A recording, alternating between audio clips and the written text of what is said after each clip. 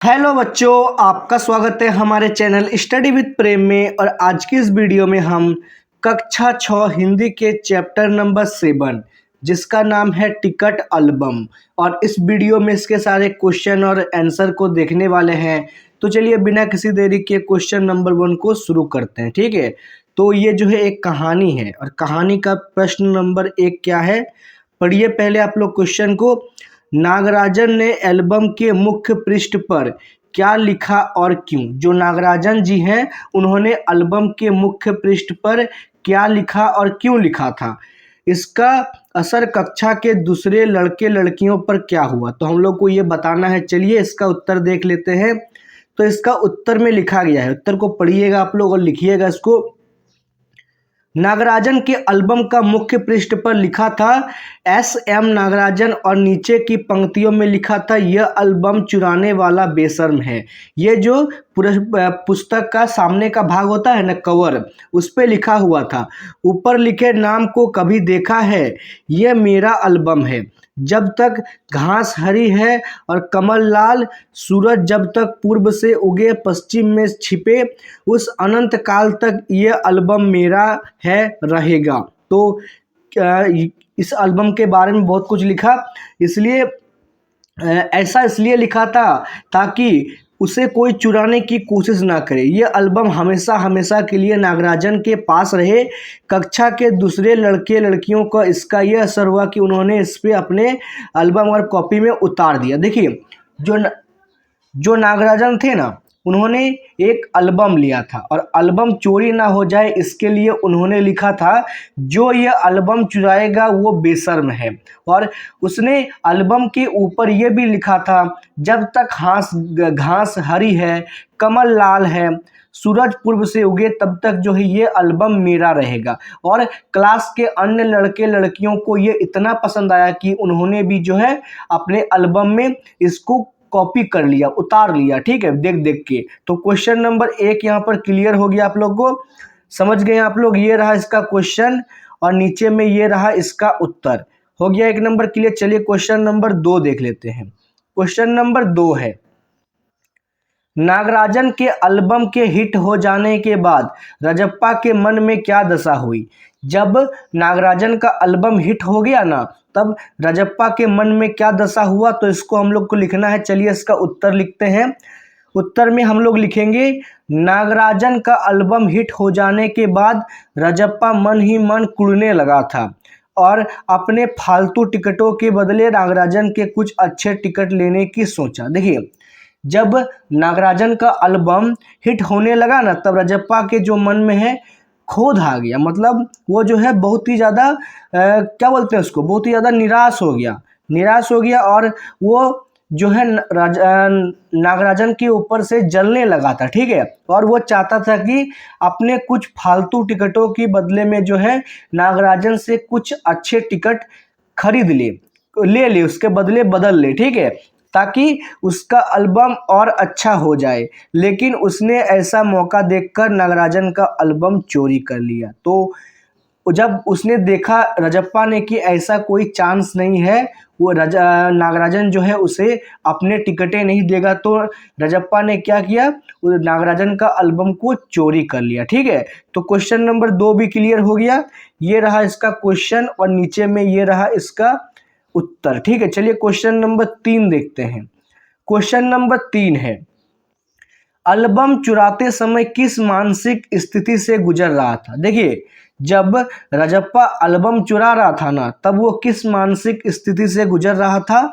इसका उत्तर में कैसे लिखा है, आपको भी इसी तरह लिखना है। एल्बम चुराते समय रजप्पा के दिल बहुत तेजी से धड़क रहा था। एक बात बहुत ही स्वाभाविक है, अगर कोई व्यक्ति चोरी करता है ना, उस समय उसका दिल बहुत ज़्यादा धड़कना शुरू कर देता है। ठीक है, क्योंकि डर के मारे वो बहुत घबरा रहा था, कहीं कोई देख ना ले। घर जाकर भी उसने ऐसा लग रहा था कि जैसे उसका सारा शरीर जल रहा हो। उसने रात में खाना भी नहीं खाया। जब वो एल्बम को चुरा रहा था तब वो बहुत घबरा गया था। उसे डर था कि कहीं उसे कोई देख ना ले। और जब वो घर पहुंचा, घर पहुंचने के बाद भी उसका शरीर जो है जलने लगा था। उसने जो है रात में खाना भी नहीं खाया था। उसका चेहरा भयानक हो गया। घर के लोग उसे देखकर चिंतित हो गए। रात में उसे ठीक से नींद भी नहीं आई। एल्बम को तकिए के नीचे रखकर ही वो सो गया। वो इस बात से इतना डर चुका था कि उसे जो है रात में अच्छी तरह से नींद भी नहीं आया। एल्बम को तकिए के नीचे रखकर ही वो सो गया। ठीक है, क्वेश्चन नंबर 3 भी आप लोग समझ चुके हैं। ये इसका क्वेश्चन है और नीचे में जो है इसका उत्तर है। आप लोग को इसको सेम टू सेम लिख लेना है। ठीक है, चलिए हिंदी के क्वेश्चन नंबर 4 देखते हैं हम लोग। क्वेश्चन नंबर 4 है, रजप्पा ने नागराजन का टिकट एल्बम अंगूठी में क्या डाल दिया। जो रजप्पा जो है नागराजन के टिकट एल्बम अंगूठी में क्यों डाल देता है, तो इसके डालने के पीछे क्या कारण है, उत्तर देखिए आप लोग। रजप्पा ने सोचा नागराजन के पिता पुलिस में शिकायत करेंगे और पुलिस आकर उसे पकड़ लेगी। अप्पू ने रजप्पा को बहुत डरा दिया। देखिए, रजप्पा जब चोरी करता है ना एल्बम, तो उसको जान में डर रहता है कि कहीं नागराजन के पिता जो है पुलिस में शिकायत ना कर दे। और जो अप्पू है, अप्पू भी रजप्पा को बहुत ज़्यादा डरा देता है।